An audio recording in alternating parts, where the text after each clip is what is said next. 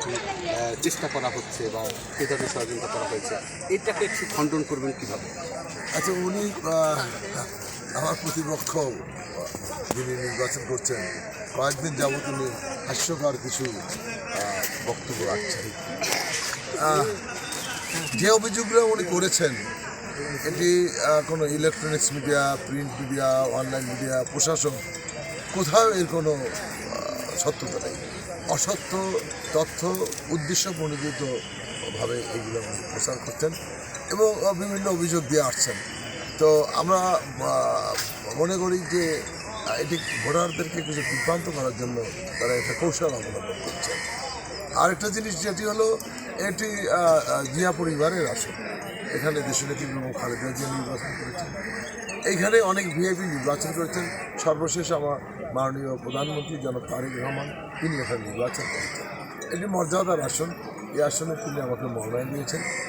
তো আমরা আশা করছি যে বগুড়া জনগণ বগুড়ার উন্নয়নের স্বার্থে বগুড়া যে দীর্ঘ 20 বছর বঞ্চিত ছিল, বৈষম্য শিকার ছিল, সেইটা সেই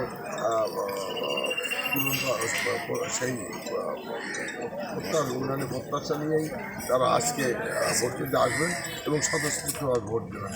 আমরা বৈষম্যের অবসান করতে চাই, মঞ্চের অবসান করতে চাই। ভোটারদের ভয়ভীতি দেখানো হয়েছে রাত্রে, এরকম ধরনেরও কিন্তু অভিযোগ উনি করেছেন এবং বলছেন যে গতকাল রাত জুড়ে বিভিন্ন জায়গায় মব করে বিশেষ করে নারী ভোটারদের ভোট কেন্দ্রে যেতে নিষেধ করেছেন, এরকম ধরনের। আপনারা তো সাংবাদিক রয়েছেন বন্ধুরা, অনেক সাংবাদিক ঢাকা থেকে এসছেন, বগুড়ার সাংবাদিক রয়েছেন, বগুড়াকে সংবাদপত্রের শহর বলা হয়।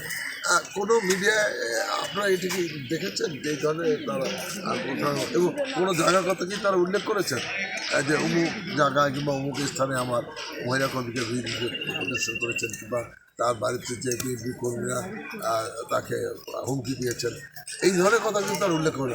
মন গড়া কিছু কথা তারা উল্লেখ করে, তারা জানে এখানে তাদের পরাজয়টা নিশ্চিত। এই নিশ্চিত পরাজয় জেনে এই ভোটকে তারা প্রশ্রবিত করার জন্যই তারা বিভিন্ন ভাগে আগের থেকে একটা মাঠ তারা সাজানোর চেষ্টা করছে।